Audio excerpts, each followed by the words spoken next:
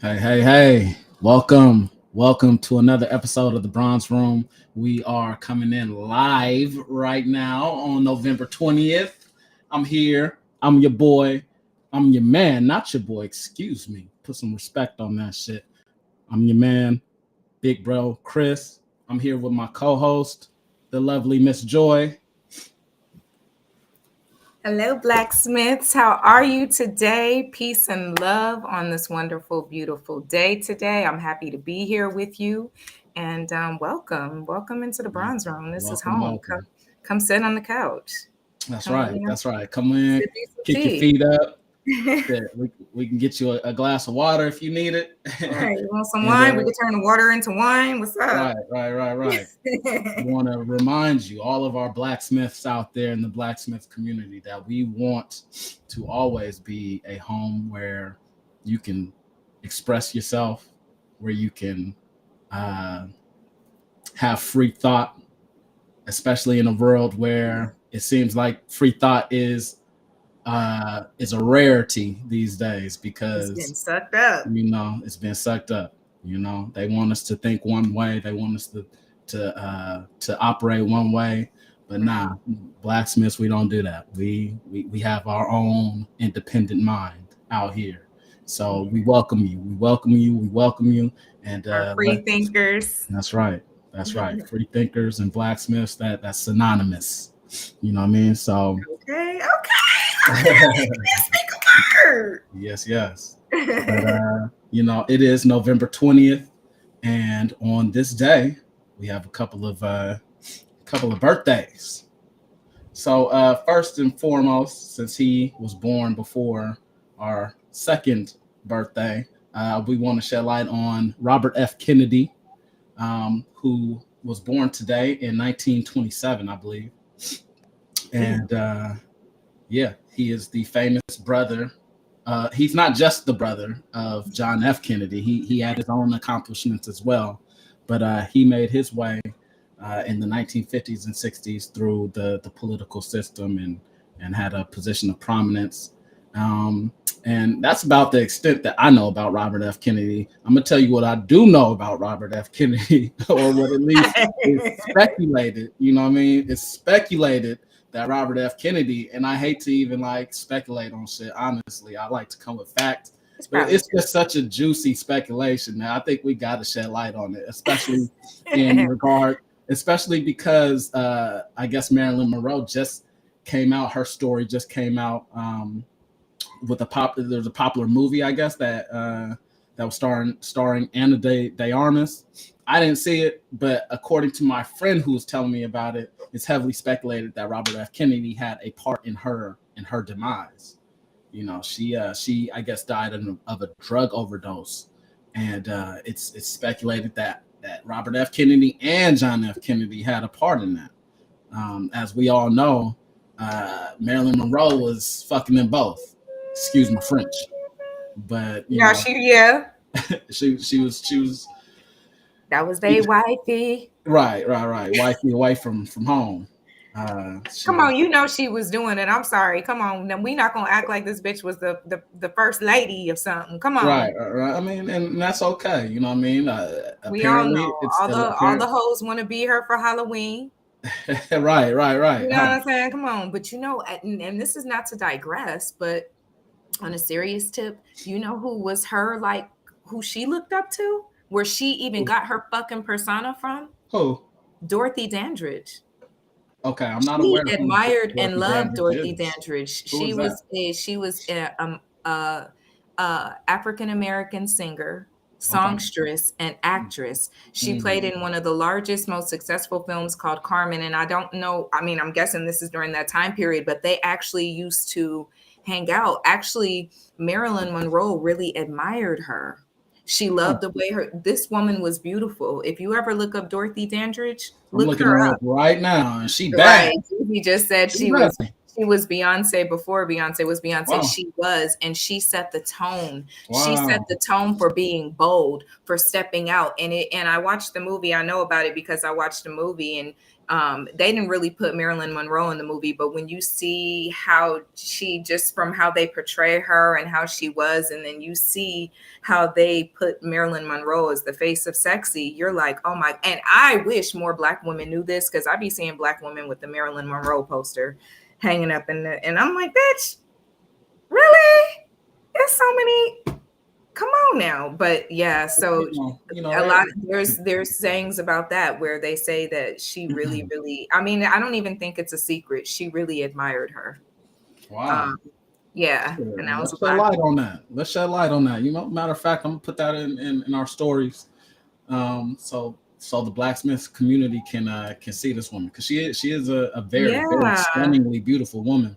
Yeah. And, I've heard the name before, but I never really looked into her and who she was and everything. But it's no surprise, and it should come as no surprise to anybody that knows anything about anything, that I know what you well, I'm trying to articulate it right, trying to say it in a nice way. That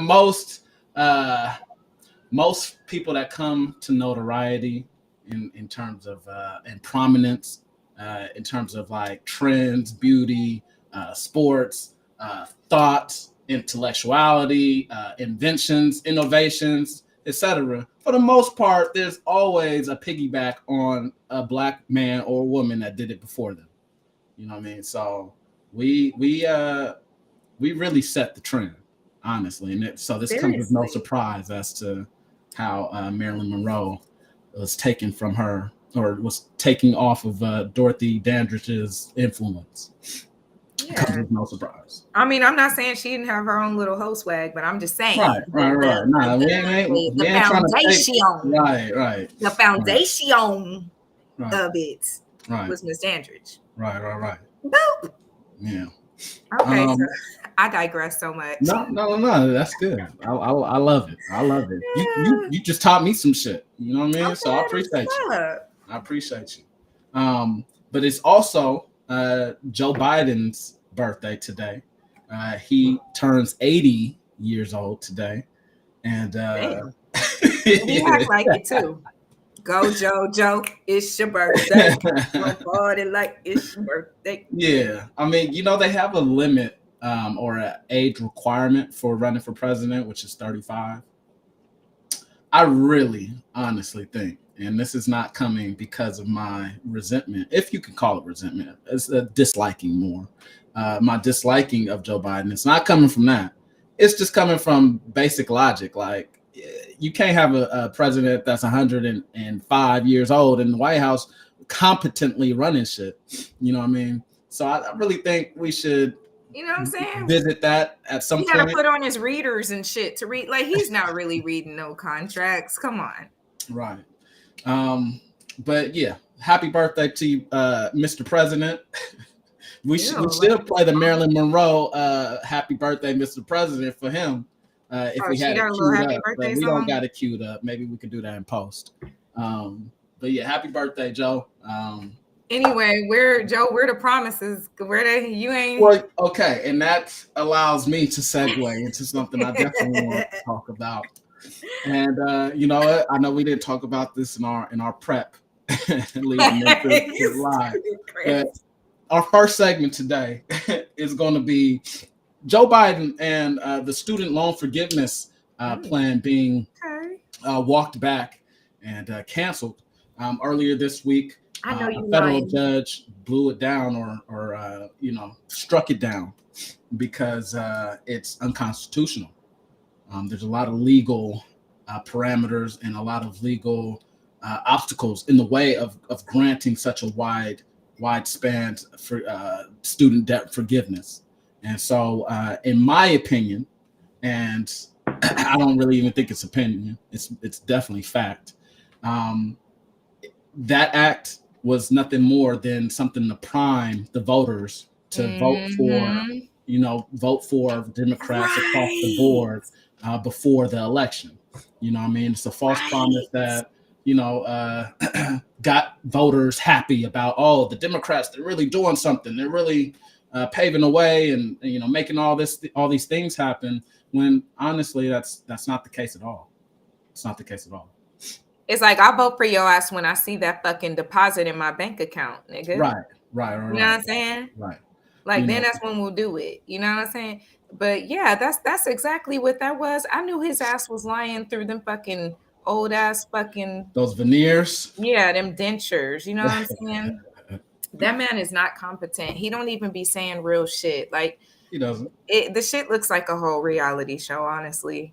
When he talks, it's like, sir, go to sleep. Go take your nap. If you're even the real Biden, because I don't remember Biden even looking that frail and that fucking rubbery or just I don't know. He just doesn't look well. He doesn't. And he's not making well decisions, but we already knew the little student loan. I already knew inside my head that wasn't. You know what? You was better than me on that one. I really I don't want to say have faith, but I definitely believed that they was about to. Because it was chump change, right? I mean, y'all was only talking about y'all ain't. It's not constitutional, but y'all giving $14 billion over and who knows what else amount to fucking Ukraine. Right. Are you fucking kidding me? Yeah. Go suck 20,000 dicks for your birthday because.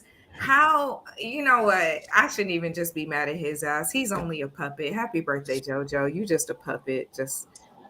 I mean, a puppet. I suppose. Yeah. I mean, that's a fair. I mean, it is. You know what I'm saying? They fucking him in the booty with a little spiked dick. That's a fair assessment. But it definitely doesn't excuse him from blame. At least not for me.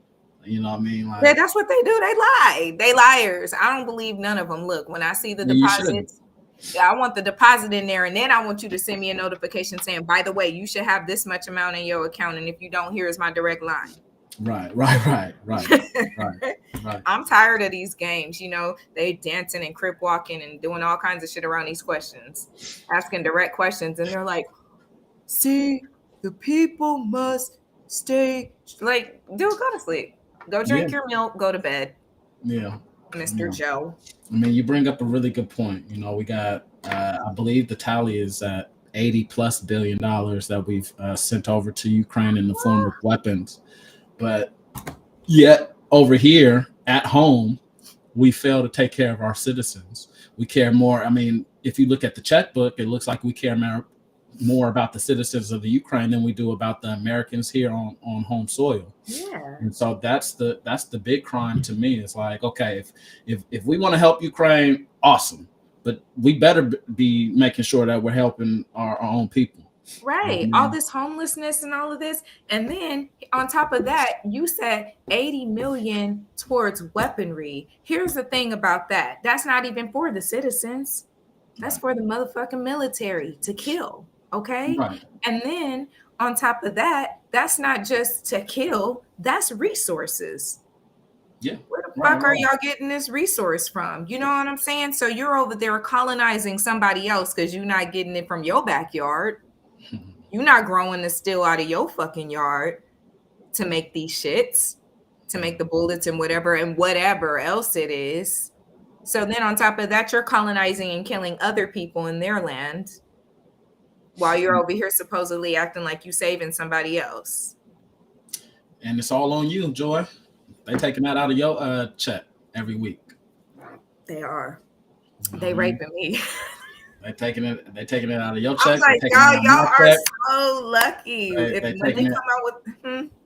I'm just saying, they taking it out of LJ check. Matter of fact, LJ, what's up with you, man? I'm sorry. Forgive me, Blacksmith. LJ, forgive me. I have not introduced my boy, and I apologize. Where you at, dog? Here, your boy's right here. What's going on? Hey, what's up, world? He's sipping his Japanese whiskey and his strawberry lemonade. Come by to my people out there. Sip something nice, man. Go do your thing. Yeah. Well, they are taking it out of my check too, man. Hey, Joe. Come on, Joe. We go way back, man. You need to, right. There's a little get back, man. If anything, Black people shouldn't be charged any type of fucking tax. Everything we fucking bring to the table, shit. You know what? I've posed that as a solution to the reparations. debate that's going on right now. You know, they wouldn't necessarily, or at least for me, everybody's different, but for me, I wouldn't mind living a life without paying taxes as my form of reparations. You know, I would have to really sit down and look at the numbers and see if it really would equate, but that might be a reasonable solution to giving. It'll never equate. You need you're right. In reality, we need to be not paying for nothing for the rest of our motherfucking lives. Well, that's what I said. Oh, nothing. Oh, yeah. Okay. Seriously. I mean, times how many generations? Well, yeah, no, you're right. How many generations would you go out without paying for anything? Even that and it should be a fucking mass crime to fucking kill a black person. If you kill a black person, if you even attempt to kill us, it should just be the death motherfucking penalty. By stoning. Because we have been through so much. You want to talk about being afraid for your life and being offended? Look, we so afraid we can't even have a cancel culture for our, like, we can't even cancel anybody, because if we cancel anybody for disrespecting us, we get canceled and killed. Yep. We can't do what other people can. I won't say no names. We can't do what other people do to stand up for ourselves. If we say, hey, they'll say, why are you bringing up racism? It only exists because you bring it up, even though it's blatant, even though people following us, even though people say, I hate you, nigger. But that blatant disrespect, and it sounds ridiculous. Look how much you're willing as a nonviolent black man with integrity to say, you know what, I'll just be happy not paying taxes. When really, you should be sitting on the top of a motherfucking mountain with fucking gold chains around your head and fucking head sitting at the bottom. And we know whose heads they is sitting at the bottom of the motherfucking mountain, slain. Of course, but sorry, y'all. But you do have to consider what in negotiation, because that's what this is. It's a negotiation. I don't want to negotiate no more. I'm past negotiation. I hear you, but until you, I, or anybody else is going to go to the White House, bust into Joe Biden's office, and force him to give us anything, we are going to have to negotiate for what we want. We need to learn how to do military, fly above. I mean, hey, I got plans. I agree with you, but until then, within the context of the conversation, right? No taxes for the rest of my life and the rest of my generation's lives might be something that we could talk about. You know what I mean? Especially talking about like for instance. Maybe perhaps we can not have to pay for school. Talking about student loan forgiveness, if you're black, you don't have to pay for a higher education. Or how about just give us our own look? I'll be happy with my own jurisdiction. Just let us have our own state. We'll all go there. Y'all can have the rest of the United States. Let us have our shit and you mind your motherfucking business. We don't even just let us have our own shit. Just mind your business. That's a reparation too. Mind y'all motherfucking monkey ass motherfucking business. Well, that's never gonna happen. You know what? Stand out of our business ain't even an option. I don't know. The warrior in me just feels like something has to happen, and it's going to happen. I don't know when, but it's going to happen because it's yin and yang. It's a balance. You can't do all this fucked up shit and act like you can't sleep at night. That's why a lot of white motherfuckers can't sleep at night. You know, the ones in the nursing homes, they be like, I saw the little boy that I lied on. He was in my room and he was looking at me. No, look, a lot of nurses, you know what? Because a lot of nurses have said this, seriously. A lot of nurses have been like, yeah, I've taken care of like old white patients. And they're telling me they can tell that they're dying, and they start confessing, and they'll start confessing their fears. Like every night when I go to sleep, that little boy that I killed or that little boy that I lied on is in my room standing there. He's looking at me. He's haunting me. But that's not good enough for me. That's not good enough for me. for you to just be haunted when you're dead and you didn't lived all this privilege after we have to literally live in ghost town and watch our people get killed left and motherfucking right and everybody ignoring it, but a group of people get to fucking cry wolf. Sorry, I wasn't supposed to go there, but a group of people get to cry fucking wolf, no names, because you don't like people telling the truth. Are you talking about a specific story, or are you just talking generally at this point? I'm mixing it in. I'm being a woman right now. I'm just trying to keep it low key. It's been on the topic that we've been discussing, but since we started talking about reparations, it just makes me mad that Black people, how humble we are and how willing we are to say, I'll just settle for this, even though we've been the most motherfucking disrespected in the most fucking heinous, disgusting, putrid, vile way. Seriously. Yeah, you're right. Even any way that you can have, any way you could have dehumanized and done something to a human, chopped up their body in pieces, burnt them, spread them apart, tied them to horses and let the horses go different ways, make them fucking fight each other, cut off their balls and castrate them because your wife is looking at them, have your babies breastfeeding off of somebody else's children. And y'all talking about, because somebody, I'm sorry, and it just makes me think about it because you talk about people who say a comment or say the truth, like two celebrities who recently spoke some truths, but then you compare it to all the shit that we've been through. How fucking dare you?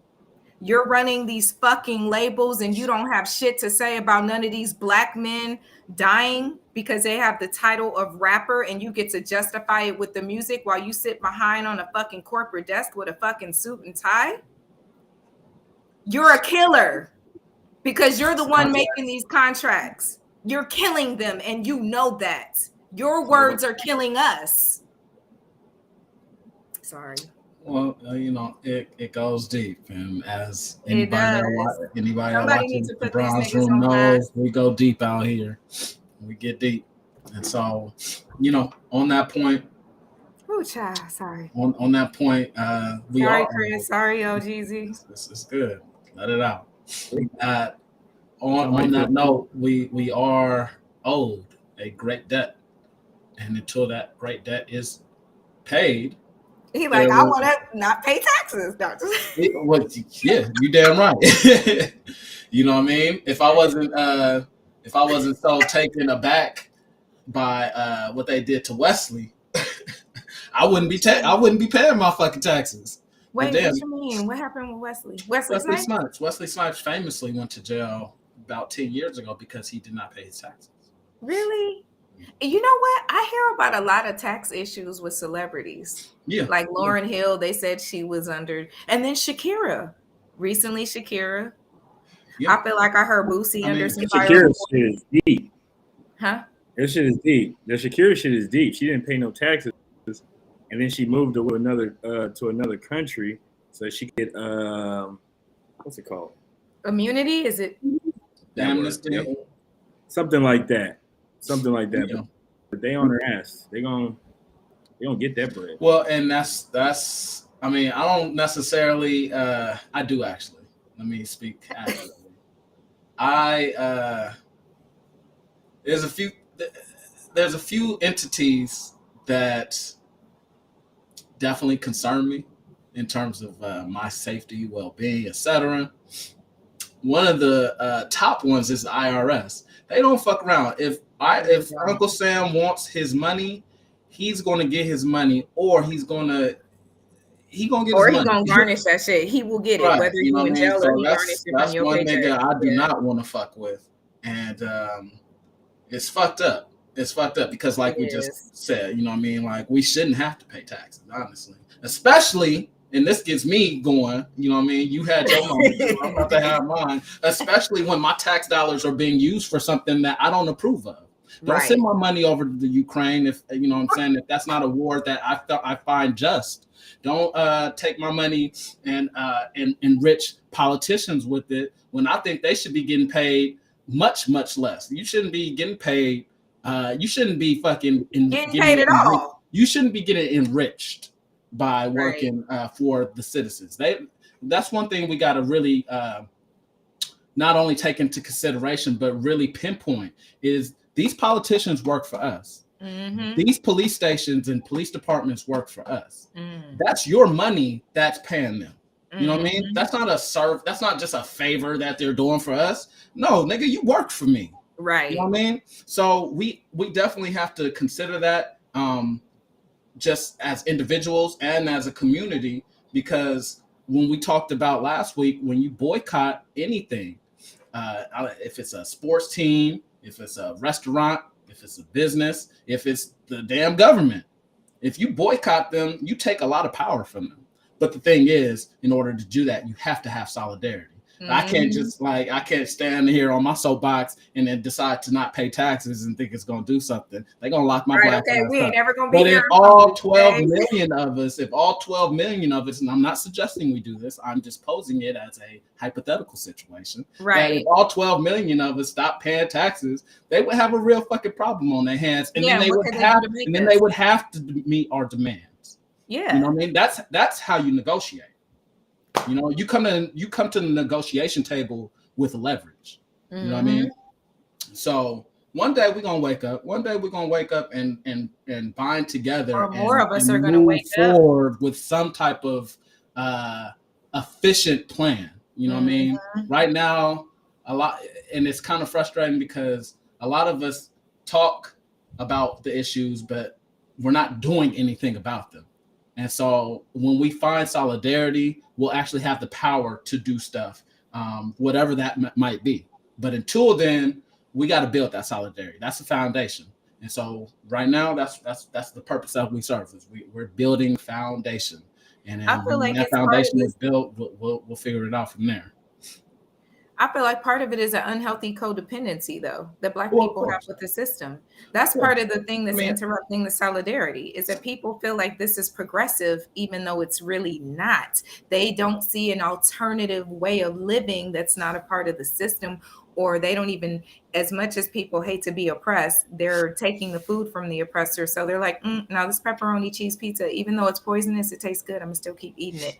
I'm gonna complain about how it's killing me, because people do it today with health. Yeah. People say fuck cancer all the time, and then we'll go and turn around and fucking eat. Fill your body with cancer. And shit. Yeah. You know what I'm saying? Eat the worst of the worst fucking shit. I just saw a bitch. I just posted in my story. She was chasing a fucking crab, and the crab was holding onto her cabinet for dear life. He had jumped out the group. She was about to cook him, and she was so busy chasing his ass. She finally gripped his ass and got him from the floor, though, and threw him straight into the pot with the rest of the seafood. Okay, so now you eating a fucking roach, a sea roach, but not only are you eating a sea roach, but you picked the nigga up from your kitchen floor. Yeah, that's nasty. And threw him in the pot, like talking about ha or whatever she said. It's like, girl, he didn't want to die, but that's okay. That's aside from the point. My thing is that, you know. Yeah, health or lack thereof contributes greatly to cancer. And so, like you said, we have yet to wean ourselves off the teat of the system. Yeah, and that's not only a Black problem. It's a Black problem in particular, because it would greatly help us to not be dependent on the system. But you could argue, no matter what color you are, everybody's extremely dependent on the system. Like, well, I don't care about them. Theirs was a choice. Theirs was a choice. Ours, I don't care about them. But the only reason I even bring that up is to say that, is to really point to the bigger issue, or the bigger reality that humans in general are very system-based. You know what I mean? Like it's a human condition to, like, you know, back in the day, if you did something against the community, they would exile your ass. Right. Because they knew that was the biggest punishment for you not to be in the system. I'm going to just delete you out the system. And that's the biggest fear that humans in general have, because we're social beings. You know what I mean? So whatever the system is, no matter if it's detrimental to you or not, you will be a part of it, because we're geared towards that naturally. And so, you know, it takes a lot. I say all that to say it takes a lot of balls to get out the system and get out the you're right. You know, like you said, balls and solidarity. Yeah. You know, it's counterintuitive to our makeup, our behavior. But there's a lot of power that can be grasped by facing your fear. Shit, I talk about going off the grid all the time. Like, you know what I mean? I talk about that shit all the time, and I'm going to make it happen. One of these days, y'all just one of these days, y'all just ain't gonna hear from a nigga. Y'all gonna be like, "Where's Chris?" And don't come looking, because you ain't gonna find me. Don't come looking for me, because I ain't ever gonna have no phone again. I don't care if nobody ever finds me again. Yeah. I mean, I love family, I love friends, I love support, but I can also live my best life by myself. And I could become crazy enough to have my own imaginary homegirl or homeboy beside me on the island. I'm not really tripping. You know what I'm saying? I'm drinking my coconuts, they drinking coconuts. Only I could see them. That's cool with me. That's cool with me. But see, here's the thing. That's the system's greatest fear. I know we digressing. That's the system's greatest fear, is for us to actually say, oh, we're going to actually segregate. You know, like, it's funny. So speaking on this, I know we said, okay, I know this is not a part of the prep, but listen, you know, they letting Kyrie Irving come back to play. Yes, they are. And I can't be mad at this man if he goes back into play, but I wish that we had enough solidarity that we Black people just said, no, we not watching if he play. Because he don't need to play. Y'all don't deserve him. He's way more than your whole organization. Yeah. He's way more than your whole organization. And now the only reason why your organization is about to even be any better than it was just a minute ago is because he's going to play. So I just, but I get it. I get it. You know, he need his bread. You know, exactly. It goes back to the whole debate, the infamous debate that we always have on here. Do you ride the bus? And LJ, we've talked about this specifically. Do you ride the bus, or do you get the fuck off and build your own bus? You know what I mean? Or do you ride the bus until you can get up to the front seat and knock the driver out? You know what I mean? It's several different approaches that you can take towards overcoming this system. But you know, that's where solidarity comes in, because you know, if you're getting off the bus to build your own, and I'm staying on the bus because I like it here, but LJ's going to the front of the bus to take over the driver's seat, we're all on different pages, and we can't gain success from those different approaches. It splinters us too much. It splinters our power too much. So whatever the approach is, we got to get on the same page. And like I said, that'll come later. But the foundational blocks are solidarity. And that's what we're building right here, just by having a platform where people can come, express themselves, hear the different thoughts. Hopefully bring some more debate to the conversation, because I want to learn as much as the next man. Just because I pose any different solution doesn't mean that I'm right. I would love to hear what other solutions there are that exist. But let's build the foundation of solidarity first and foremost. I will say that until the motherfucking cows come home. Solidarity is the only way to overcome all these systems of repression. You are absolutely right. It doesn't matter what technique you have, it still takes solidarity. It takes everybody. You are so fucking right. And I stand with you on that one. I appreciate you. Yeah. Appreciate you. I stand with my brother. I stand with the king. That's right. Okay, Chris, you finna lead a nation. Watch. I'm gonna be like, I knew that, brother. Even if I don't, I guarantee you, I'm gonna be a part of the thought of the man that does. You know what I mean? You are. I might not make it to the promised land, you know, but. Chris, we're going to influence. Listen, you are a powerful man. You don't forget that. And you say some powerful things that really can get our blacksmiths thinking. Even I just be sitting here like he's right. Like that bus analogy is so true. You know what I'm saying? And I feel like that's where we're all at, including myself. I hear somebody say something. I'm like, but nah, because we got to do this. but in due time, you can't mix the passion with the timing. Right. Like we've been talking about lately. Tact is very important. It's very important. It's paramount. Yeah, it is. Let's continue to operate with tact, with intelligence, and together. Okay, he's gonna lead the nation. Speaking of leaders, speaking of Black leaders, we had election day a few weeks ago, and within the weeks that have come by, Karen Bass was elected. She was elected as our first African American mayor of the city of Los Angeles, and that's big time. That is big time. You know what I mean? I love when we set a new. I love when we kind of pave a way. You know what I mean? Yeah. Like whenever there's a first in any category, in any category, that's big time. You know what I mean? Yeah. Because then the people behind them, whoever accomplished the goal, like one of the biggest things that I see as true on this earth is like when you see something, then you're able to duplicate it or imitate it.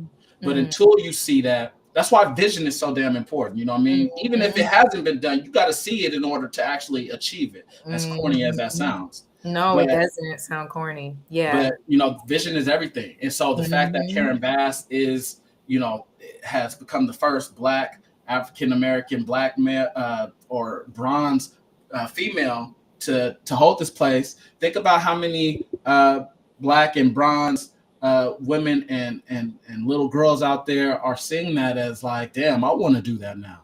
You know what I mean? That's how we make waves. That's how we pave our way through this system, is by stuff like this. And so I'm so happy. I want to give her flowers, Miss Karen Bass. Yes. We salute you. We appreciate you, and hopefully you do as well. You do what's right. Yeah. Can I read some of her accomplishments? I wanted to share something this is just a little bit. I'm getting this source from amp.cnn.com. And this is just a little bit of what she's done. It says the 6-term Congresswoman had emphasized the depth of her policy experience in her campaign after winning accolades from colleagues on both sides of the aisle for her work on areas such as criminal justice and prison reform, foster care, and child welfare. She began her career as a physician assistant in the emergency room in Los Angeles County and later sought to bring together Black and Latino community organizers in South LA and in the early 1900s to address the root causes of crime and the crack epidemic through the nonprofit she co-founded called Community Coalition. I think that's so awesome. And that's just a little bit. That's awesome. Yeah. That's amazing. So she's been active since like what year? Does it say on there like how long she's been in the game? Let's see. Because that's really important. I listen to a lot of political channels and whatnot. And one of the things that gets touched on a lot that really lends itself to the success of a given politician is their experience. You know what I mean? Because politics, there's a reason why they say, like when you're in a team, or when you're at work, or when you're in a certain operation or organization, a lot of times somebody's success can be dependent on the politics of that atmosphere. Right. You know what I mean? And so the same is true in actual politics. It's like when you're a senator, it doesn't really mean you have the upper hand on getting shit done. You got to make alliances and learn how to work the system. You have to literally learn how to work the system. And so the fact that she's been active for so long, and she's not just like somebody that just got hot over the past, couple of yeers. Nah, she's she's put in work, and even before she even made it in office, she was putting in work. She has a long resume. Yeah, you're absolutely right. That's what actually gives me a little bit of. That's what gives me a little like, she's just not pulling anything out of her ass. She has her experience, you know what I'm saying? And for her, you know that she's really carrying this experience, her being a woman of color, a bronze woman. I'm going to start saying that, Chris. I love that. Because this is what the Bronze Room is about. Her being a bronze woman, you already know that she had to jump through major hoops. You know, anybody that's bronze has to jump through extra hoops and do extra in order to even get in their position. And for her to segue into these type of things like foster care and child welfare, you know, those are things that we need. There is a lot of displaced bronze children, you know what I'm saying? And they need homes, they need people who care. Yes, they do. Yes, they do. Yeah. Desperately. So I love that she's running on those platforms, or that she ran on those platforms. And, you know, just like any politician, whether you're white or bronze, you know, it's up to us to hold her accountable. You know what I mean? Because we ain't getting okie dokes. You know what I mean? It's a lot of bronze men and women that have made it to politics and haven't done shit for the community. So we do have to hold her accountable. We'll give her some grace, but shit. Don't let that grace run out on you. You know, like, we do need to hold her accountable. And like Kamala, you know what I mean? Where's Kamala at? Kamala, well, is she really a real bronze woman? I think she's a bronze impersonator. But you know what? No matter what, it's like what you said. It doesn't matter what it is. You should be stepping up. Yeah, 100%. But where is she? And then she be having the nerve to get sassy. Right. Like, that's what kills that me. Little fake fucking rap in your head, bitch. Ah, slap. Get her. Punch her back. She getting punched. Yeah. Sorry. I be, you know what? I'm gonna get canceled off the show before that. Child. Hey, if we get canceled, we doing something right. Nah. Well, these are the earlier episodes. We'll be more tactful later. There we go. It's all about but Chris, you saved the day. You're so tactful and so respectful. This is a respectful man. You guys leave him out of this. Yeah, but that is an accomplishment. That's wonderful. So I really hope that this changes the dynamics of LA, especially with the Nuri Ho and you know, her little homeboys. Her little Escobars. No, I'm just playing. Let me stop. I just tried to throw the joke on them. Well, but, we I don't know when the last time we had a black mayor was, but we definitely need help in this city. We definitely need help in our hoods, in our neighborhoods. What are some of the issues that you would like to see addressed, in particular, as a citizen of the Los Angeles County? You know what I mean? Like, I know for me, homelessness is a huge issue that I would like to see addressed in a meaningful way.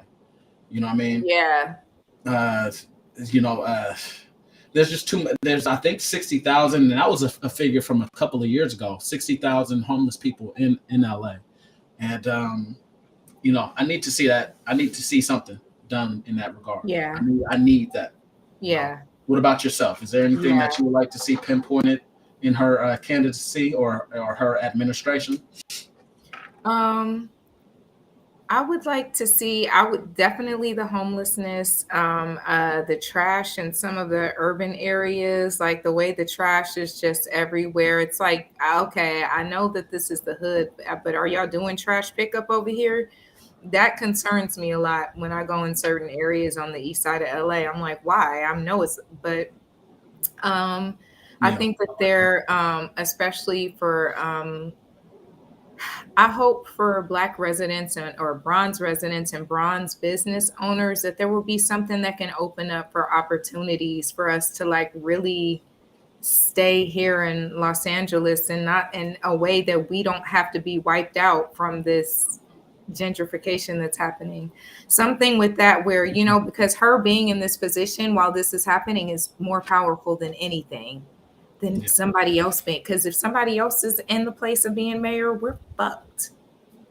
Totally fucked. At least with her, we have a little bit of hope, you know, and she meant the criminal justice is also in her resume. And I would like to see some crime decrease, not some, a lot. I feel like the crime has definitely went up, especially because of the pandemic, especially because of the homelessness. Because here's the thing that these people know for sure. Poverty breeds crime. When people 1,000%. 1,000%. When they're broke, they're going to do whatever they have to do to survive. And after a while, that habit becomes a lifestyle, and it becomes easier than just trying to do things the right way. Even if it's something that you have a hobby in, this is easy to do. You know what I'm saying? So I don't know what kind of crimes have went up aside from like murders and attempted murders, a lot of domestic violence, and this is all over. But for sure, in our communities, I would definitely like to see the homelessness improve, because I feel like that would also help that too. The crime, yeah. And I mean, both of those points that you made about not only homelessness, but also the trash pickup.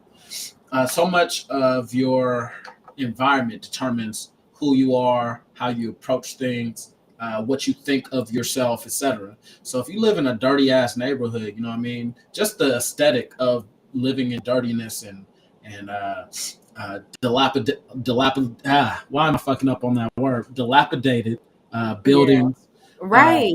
You know what I mean? That as a child, especially, that's all I care about for the most part is these kids. You know what I mean? Right. Because they do determine the future of your people. You know what I mean? So like these kids having to grow up in these environments where the surroundings are just shitty, including the schools. Exactly. That does not that kills us for the future. You know what I mean? So if we can do a much better job, if Miss Karen Bass can do a much better job at cleaning these streets up, and like you said, poverty leads to crime. Poverty leads to homelessness. So if she can do something maybe in creating jobs, you know, this is the second largest city in America. So you already know the city has bread by the tons. And so if she's able to just allocate some of those tax funds towards job creation, you know, that could do a lot for us, and especially with an initiative, if she can, you know what I mean? If she can have an initiative of helping the Black residents of this city, you know, primarily, that would be excellent. You know what I mean? But we'll see. And there shouldn't be nothing wrong with it, because we are the least of the population in comparison to any other culture of people. It's not a high percentage of us in Los Angeles compared to others.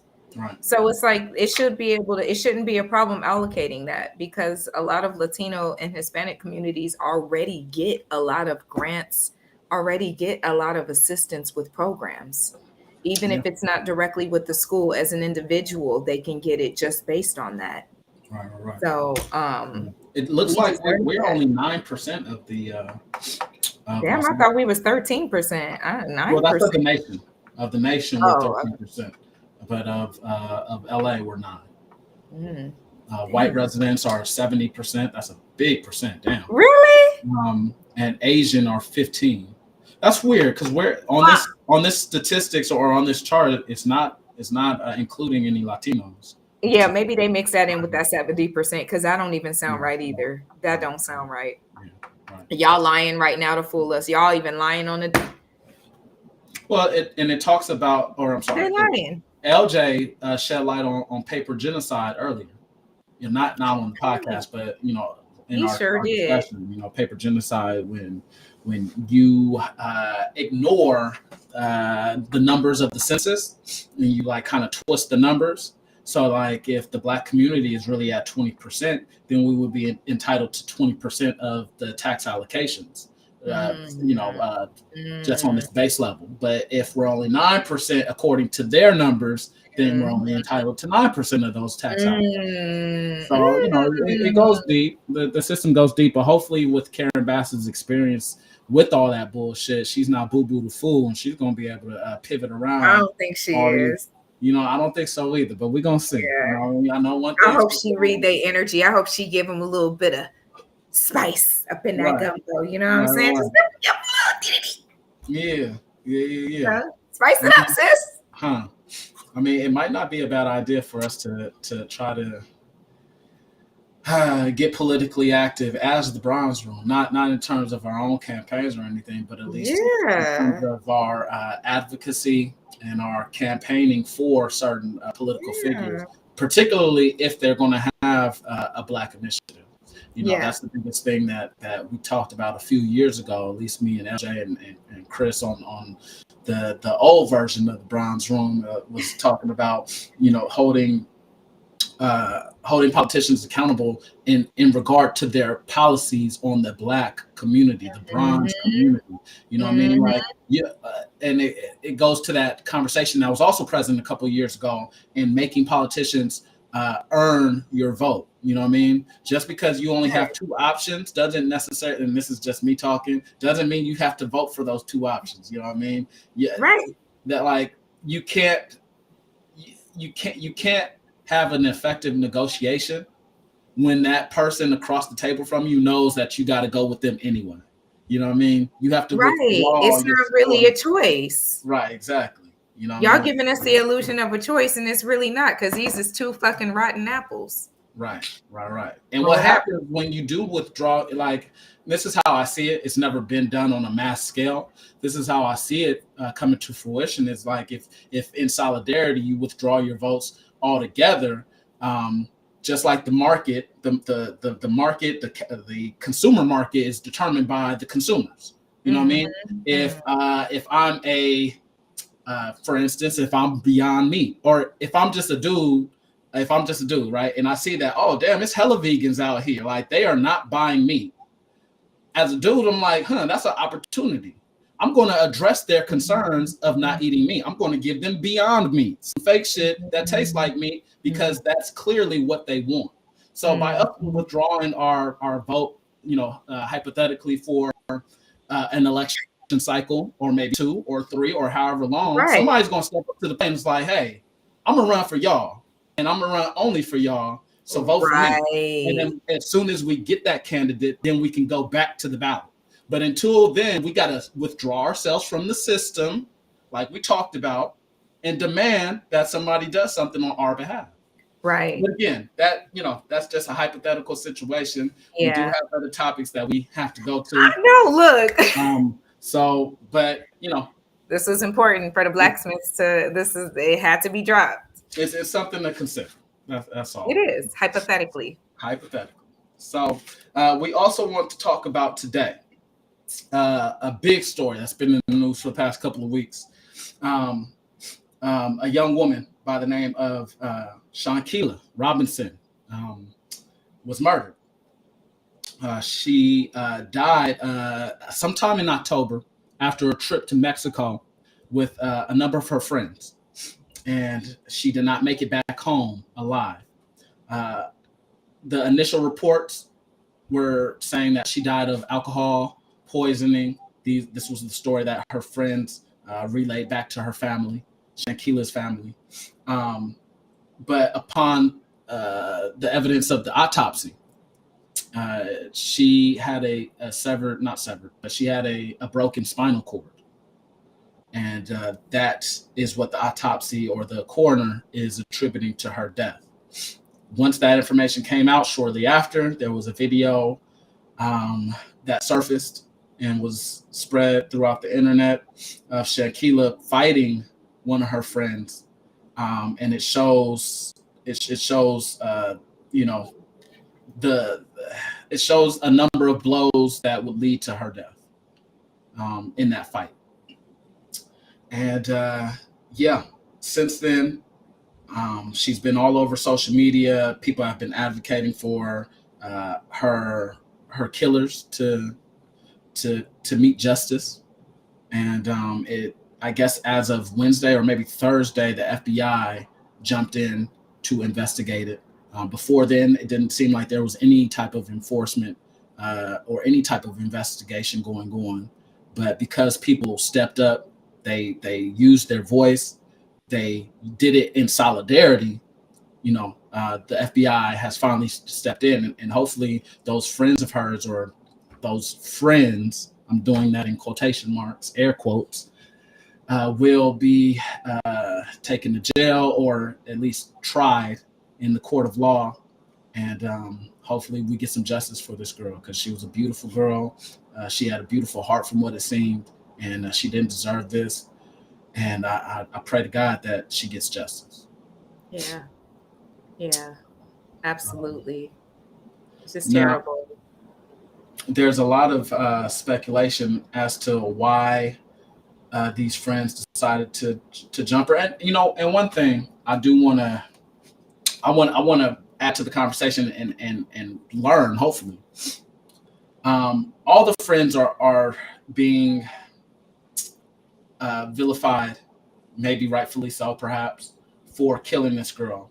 But there was only one girl fighting Shanquella.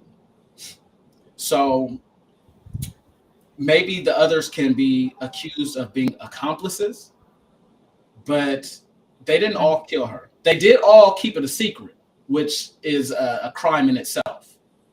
But there's only one person that was physically damaging or destroying this woman. But if you saw her at the moment that she got thrown on the bed and her spinal cord got cracked and she's literally sitting there with her legs on the floor and you keep attacking her and you let this woman attack her, you pretty much helped. They shouldn't just be accomplice. And knowing that women were involved, this was something premeditated. Why did they go out of the country and she was already murdered within 24 hours? And she was naked.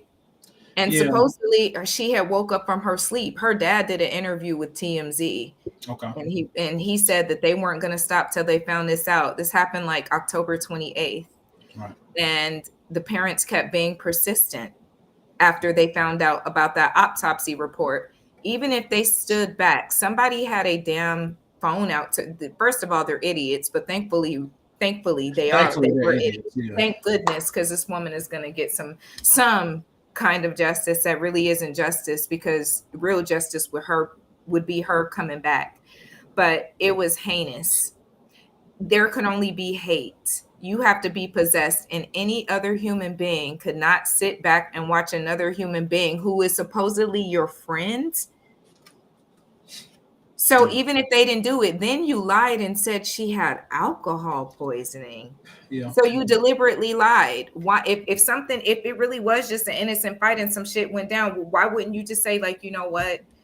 Some stuff got out of hand between whoop-de-whoop and whoop-de-whoop, and I didn't want to tell this. I don't want to be a snitch or whatever it is, but so-and-so got into it with Shanquella, and I'm sorry, but it doesn't matter how bad it is, but the fact that you lied and said that, then you left the body there, y'all like, it's some shady still shit. Absolutely 100% disgusting. Yeah, 100%. Because even me, if I saw you fighting a group of niggas, I might get my ass beat too, and I might die too. But Chris, I'm gonna jump in.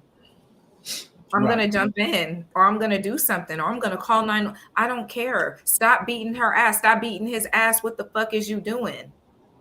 You know, like, how do you sit there and watch somebody and then she's naked in the most humiliating way? Yeah, and that's what really disturbs me about this, is that in her death, she can't die with not humility, but she can't die with dignity. You know what I mean? Because her naked image is all over the internet. You know what I mean? Like, fighting these cricket ass people. These, it's how you throw somebody? You know she was in pain. It broke her neck. You know how. And here's the thing, and I apologize for maybe the insensitivity of it, but this is just a part of my nature and how I think. I generally think I cannot speak to that. I generally think on both sides of the equation. So I generally take on devil's advocate every once in a while. I was gonna say that. I told LJ that you play devil's advocate. Yeah, I mean, and that's to me, it's just thinking under the guise, or not the guise, but under the guidance of objectivity. Yeah. We like a lawyer, like a judge. You have to see it that way. Yeah, you have to look at it in all aspects. You have to look at it objectively and just based on the facts and the facts only. And the fact is that we don't know what really happened in that room in terms of, like, there's a lot of speculation that they colluded, that they all planned to attack her. And I just don't know if that's true or not. You know what I mean? Like, shit, I've been in groups of friends where shit, two people did not like each other and they started squabbing, and I wasn't gonna stop it unless I saw that it needed to be stopped. And clearly here it needed to be stopped. But yeah, I was gonna say, was one of the friends naked? You know what I'm saying? They were in a hotel room. And it just seemed really, really, really off. And the energy of the person is, we've seen a lot of fights. It's not that we haven't seen that, you know what I'm saying? And normally we'll stay out too. You hear Black people say, nope, stay out of this whoop-de-whoop. Right. But that was, she literally, the way her legs were, you could tell and they telling her, get up, fight. They're absolutely 100% guilty. They were yelling in the video for her. So it's like, sorry. I mean, one of my biggest things is, trust me, I think all these people should be held accountable and jailed and sent to prison, at least for some number of years. But to say that they premeditatedly went into that thinking that they were going to kill her, I don't know if that's a solid piece of evidence. What they find after receipts and stuff. Yeah, and time is going to tell. We're going to find out a lot of information. But we don't. Maybe they just was like, hey, we're gonna let Shanquella and we're gonna let this other girl fight and hash it out or whatever. Like I don't know if we can say with certainty that they knew Shanquella was gonna die that night. You know what I mean? That's true. That is true. But they are still some sick ass individuals. Sure. They should be stoned. They should be prosecuted. They should be butt fucking raped. And then they should get the fucking lethal injection on me. I swear to you, because it's just so disgusting to me. So disgusting. And you know, I told you this week, the fact that there is even Black women there. And it's a lot of Black women. And this is where this energy from me is deriving from, and probably why other people are saying premeditated. I'm just going to speak in general, and this shit might piss people off. I don't give a fuck. I'm telling the truth. Okay. There is an underlying tension, not amongst all Black women, but with a lot of Black women and Black women.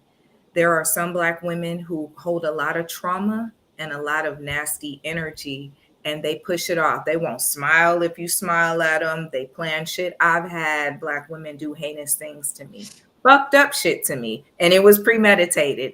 I'm like, and then I find out from the other friend, oh, so they did know that they stole that from me. Got it. Or, oh, they did. I've had somebody set me up before, but it wasn't a setup to be jumped. It was a setup to be clowned on. Mm-hmm. And it was in front of it was really embarrassing. It was in front of a lot of people, and they went in on me, and I find my friend in the next rooms laughing on the low. And I'm like, oh, you planned this. And I figured out it was premeditated. So I say that to say, you know, a lot of Black women say, protect the Black woman. And Black women, I'm talking to you right now. Bronze women, I'm talking to you. Got to protect yourself first. We got to protect each other first. You over here putting all this accountability on Black men, and you don't have to tell them. They can see the energy of how we treat each other. They can feel the energy of how we treat ourselves, how we dress, how we walk, how we talk. You talking about protect the Black woman, protect and respect yourself first, and then do it to the next Black woman. How you getting an attitude with me, but you talking about protect the Black woman? You know what I'm saying? And I said this before. I mean, no offense to her, because I like her music, Megan Thee Stallion, but I take it at surface level. You talking about protect the Black woman, but all your music is talking about another bitch hating on you. All the rappers do that. Oh, and this bitch want my nigga. I fucked her nigga. He outside on his face. Blah, blah, blah. So you saying that, but in the next breath, you're saying protect Black women, but you saying you only use niggas for this, and you wear a condom with that nigga, you're not having his baby. Y'all perpetuating all this shit in your music, but then you have the motherfucking audacity, you know what I'm saying, to say protect the Black woman, protect your damn self. Have respect for yourself first. And that doesn't mean tapping into some type of masculine energy and acting hard. Sometimes that means being soft like a fucking flower and knowing when to stay in your place and just be quiet. Sometimes we talk too fucking much. I'm not justifying anybody taking no violence out. Stop trying to be hard though. I had to learn that before. I got ignorant with this man before. And, you know, he it's some conflict about this, but this black man called me a bitch one time at this bar. Okay. And I told him, I said, will you stop acting like a bitch? Okay. And even though I told him to stop acting like a bitch, he was ready to take off on me and take my head off. It was luckily, it was just some other guys that was there. But my point is that I should have just, at that moment, I just needed to protect myself and have my pride. Because at the end of the day, we know who really was the bitch. You know what I'm saying? So, and it's the same thing. So, you know, I think it's brought up a lot out of Black women, because I think we do experience a lot of underlying tension amongst each other. You know what I'm saying? And not all, I don't protrude that out, but I've experienced that. You know what I'm saying? And so knowing that this happened in the room, maybe it wasn't premeditated, maybe it was, but it was pure hate up in that room. That's disgusting. It is disgusting. And so whether it was premeditated or not, the fact that y'all could even take it there and you didn't have enough logic or self-control to say enough is enough, this is a human that we've known, and then you go and then you lie. At that point, the lie is like a whole thought out process. Then y'all sat together and thought about how you was gonna lie about this. Yeah, you're right. You're right. And that is the counter to my argument. The fact that they used solidarity in order to further this crime that's the heinous part. And that's why I think I hope and pray that they do meet justice. I hope and pray. I do too, whether it's the street or whether it's prison. You know what I'm saying? Prison, but it gotta stop. Like, we got enough going against us. How you do this to another? Yeah. Even with the brothers getting killed, you know what I'm saying? Like, you know, they talking about, and I think I shared this with y'all before. They talking about like, oh, PNB Rock shouldn't have been up in the Roscoe's, and so shouldn't have been here, and these rappers shouldn't be here with these chains. But y'all wouldn't do it to another race if they were in the wrong restaurant. Right. You wouldn't do it to them. Right. You'd be like, oh, what's that square doing here anyway? That's a great point. That's a great fucking point.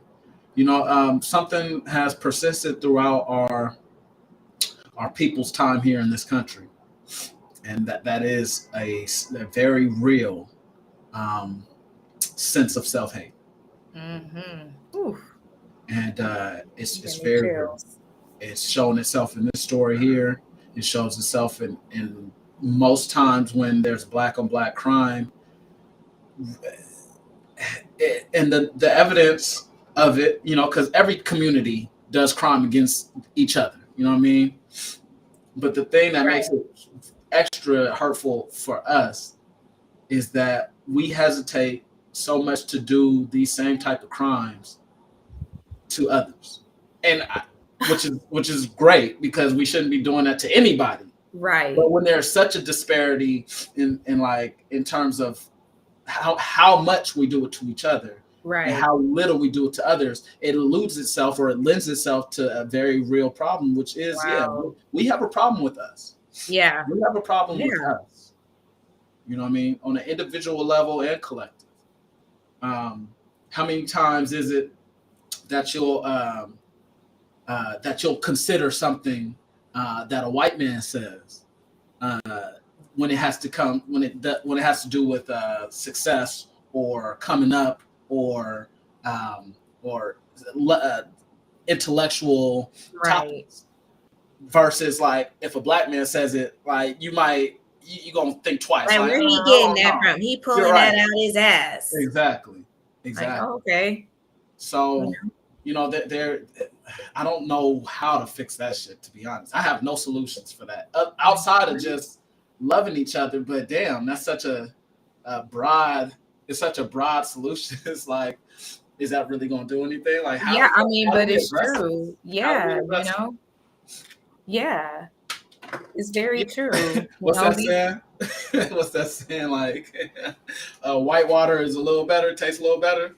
Ew, really? I mean, that's what they say. It's like, oh God, it's a phrase. Like, oh yeah, you can have water from the black fountain or white fountain. They both spit out the same fucking water, but you'll go to that white fountain just because it's supposed to. Right? No, it's very true. You know, people be like, oh, so and so said it. Oh, okay. You know who the fuck they got that from?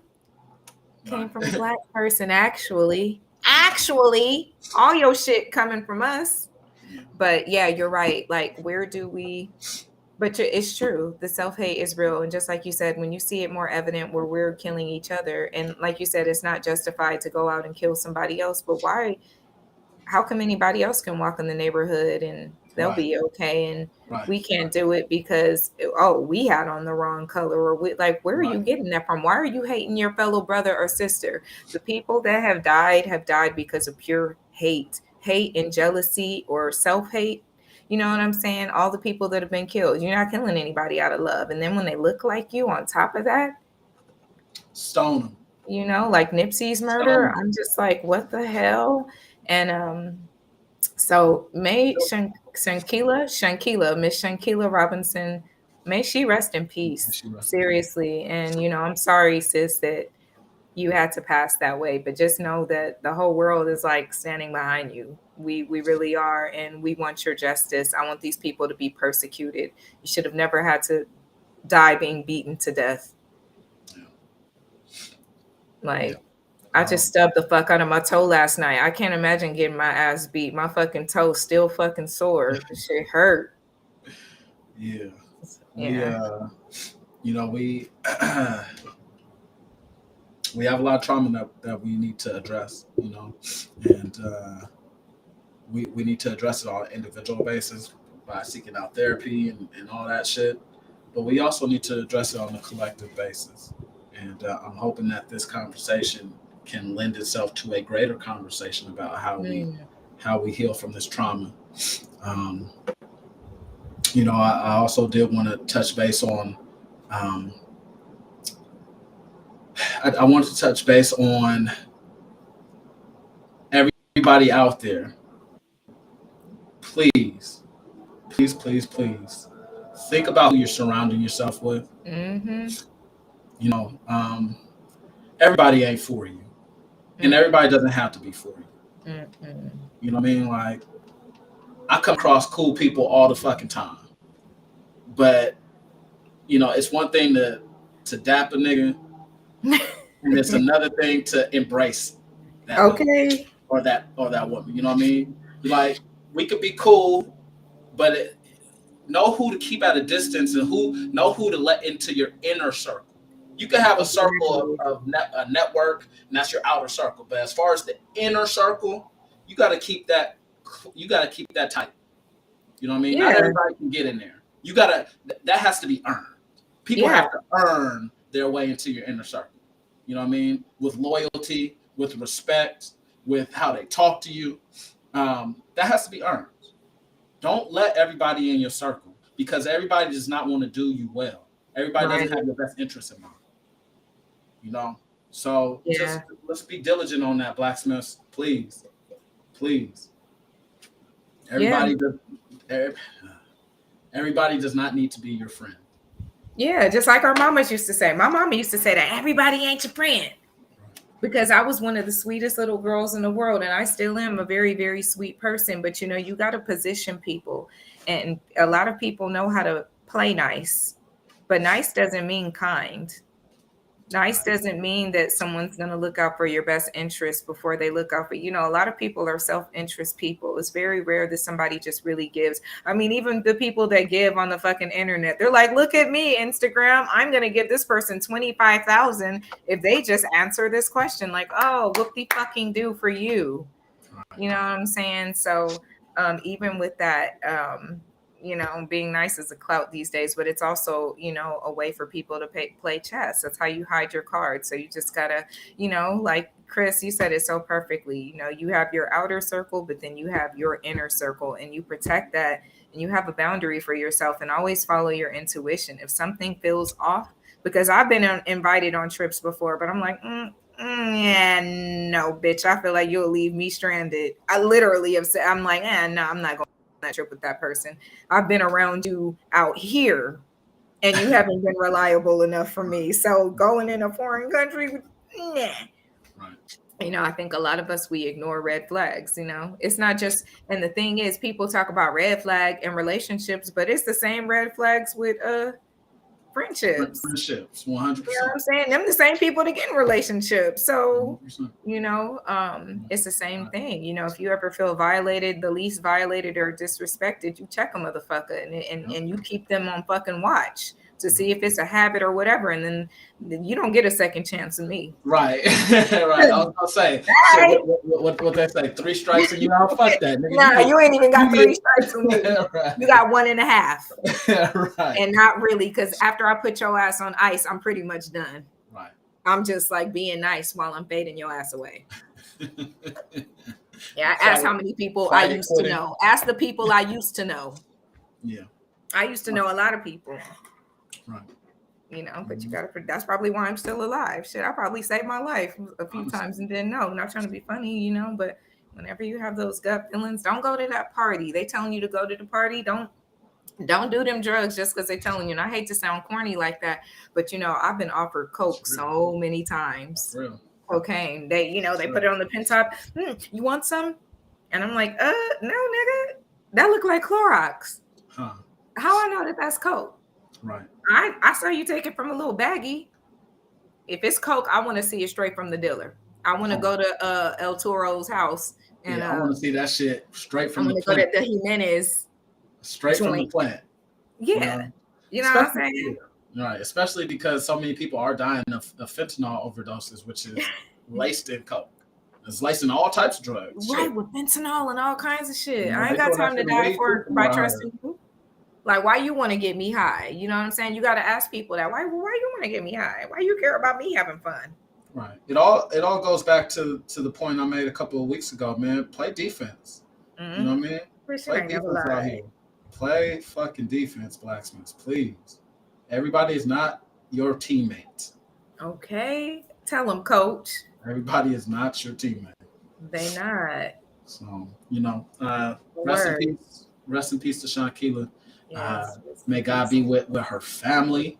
You know, we was watching an interview before we went live, and her mom was so strong, you know what I mean, just talking to those cameras about how everything went down from her perspective, and she, all I could see was strength. I could see strength, and don't nobody got strength like a black mama. Okay.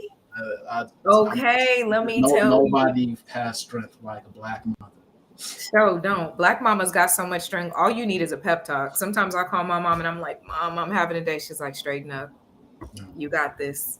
I know who my baby is. Okay, Mom, I'm better. Bye. That's all I need. Yeah. So, you know, that God for black mothers out there. Yeah. We do want to pivot on to the close of the episode. Forgive me if I'm forgetting anything, Joy or LJ. Remind me if I am. No, it's okay. But if not, we can move right into Vibe of the Week. Vibe. Joy, do you wanna go first, or shall I? I can go first. Okay. No, I'm just playing. Sorry, y'all, I'm in my mode. Like, you know, last night I performed in a play. Okay. So my vibe of the week is show up and show out. Yeah. You know, I was in a play last night. Been rehearsing for about 2 months. I didn't have a big role, but I had a big enough role. And I sang in it. And just being a part of that, even being a part of this amazing platform, I'm like, damn, 2022, I'm really showing up and showing the fuck out for myself. I wrote so many things in my journal last year that I wanted to come into fruition. And, you know, like a lot of women were like, yeah, I want to get married, this and that. But my shit was like, okay, no, I want to be able to be working on a podcast by this time next year. I want to be back to singing on stage. I want to be back to writing with people and co-writing and back into that artistic flow. And I told myself, I was like, I'm going to start showing up.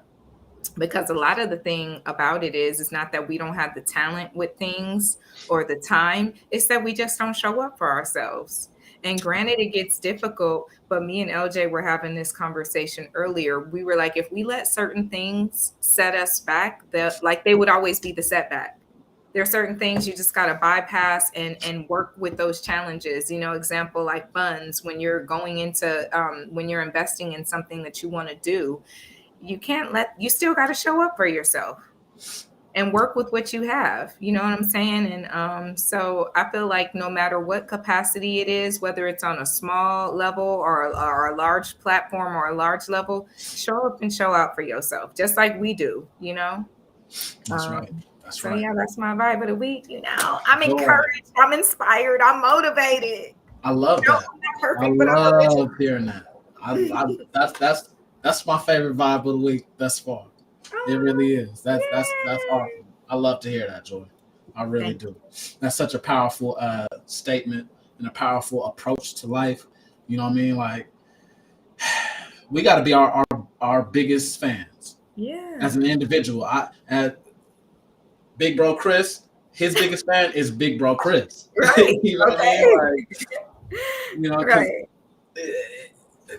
At the end of the day, your success or your failure is all falling on you. Nobody else is going to come pick you up. Or, you might have friends, family, and everything come pick you up, but you can't depend on that. Right. You know what I mean? Yeah. Because God forbid, those people ain't always going to be there. It's true. Those people might not always be able to. They might be dealing with their own shit. Mm-hmm. That's you know true. What I mean? So we got to be our biggest advocates, our best friends. We got to show up for ourselves. Yeah, I love that. Thank you. My vibe of the week is endurance.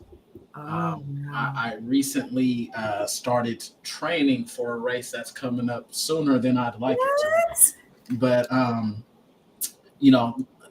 in long distance training, one of the biggest things that you have to have is endurance. You know what I mean? I've grown up an athlete my entire life, and so for the most part, it's been fast-paced sports: basketball, football, soccer, shit where you're sprinting from one end of the field to another. You know what I mean? And then after that sprint, you done. You ain't got to do nothing. You have time to do it again. In long distance running, you don't have that break, so you have to pace yourself. Wow. A big part of endurance is pacing yourself. Don't outdo yourself, because at the end of the day, this is not life in general is not a sprint. It's a marathon. Mm-hmm. If I sprint from between mile 1 and mile 3, I'm not going to have enough gas in the tank to make it to mile 26. Right. And so it just goes to this lends itself to tact.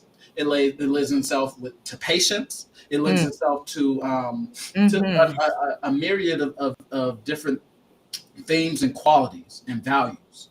You know what I mean? But you cannot tire yourself. You cannot tire yourself out in this race of life. You know what I mean? You want to win the war, not just the battle. You know what I mean? So plot out your path, blacksmiths. Plot out the different goals. Go after those goals, but do it smartly. Do it efficiently. Do it knowing what you are capable of. Push yourself, but also do it in according to what you know you can't do. I cannot sprint from mile 1 to mile 26. It's not possible. Okay. I can't do that. But I know I can hit a mean ass 7:30 pace. I can go 7 minutes, 30 minutes, 7 minutes, 30-second miles. That's my pace. I can do that. Really? Yeah. Wow. I can do that. Wow. Now, if I want to get up to 7, if I want to do it at 7 comfortably, I'm not just going to go out there in the race and try to do that. You know what I mean? I need to train for that until I can do that pace. And then when I get there, I'm going to train some more so I can get to the 6:30 pace. But I'd be a fool to try to hit that 6:30 pace during this race coming up because I'm not ready for that. I have to build myself up to that, and that takes patience. But the whole key is endurance. That's what you want to learn how to train yourself for is endurance, not only in athletics, not only at work or with your family or whatever. It's life. So that's my theme of the week. My vibe of the week, excuse me. Okay. I love that. Endurance. Yeah. And it's so essential. And I was just thinking about the times that I practice it for myself. By the way, you're going to kill that shit. Oh, sorry. Yeah, I appreciate That's you. so impressive.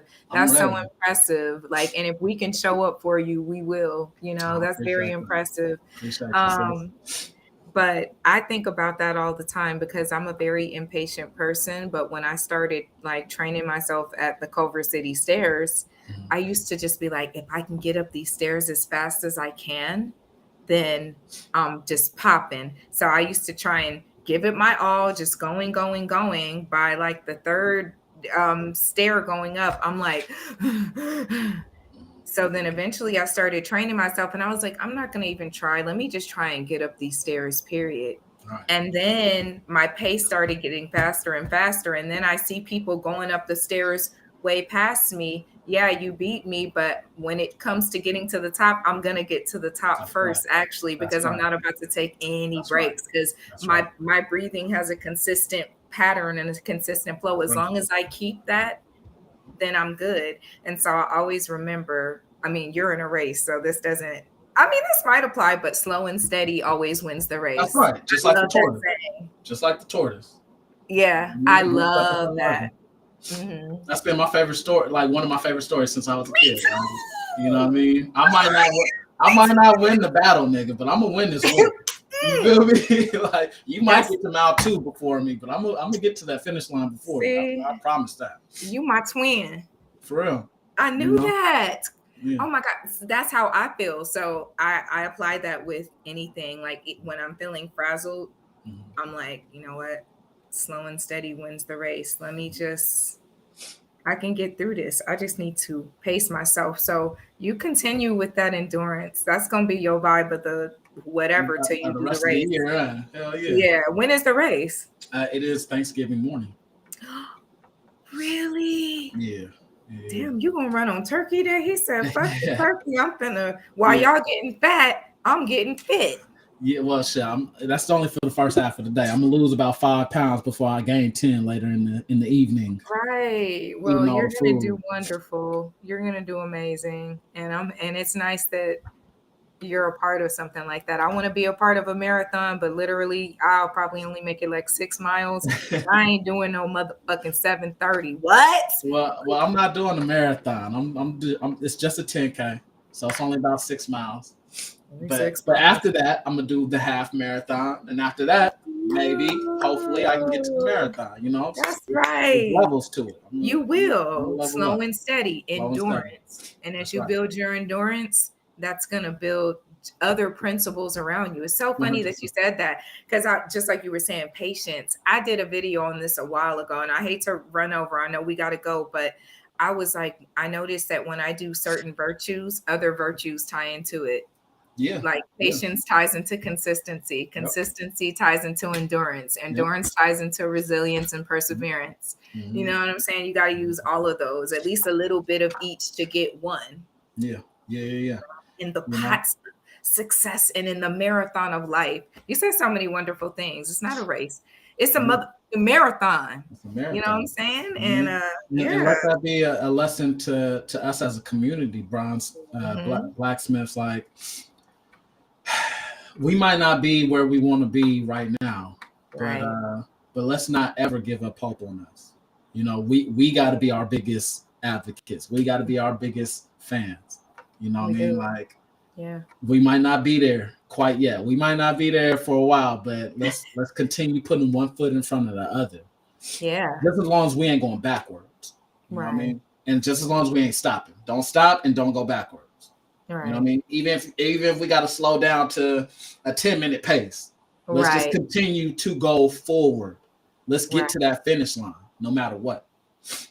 So that's so true. Blacksmiths, I appreciate y'all. Thank you guys for joining us again for another episode of The Bronze Room.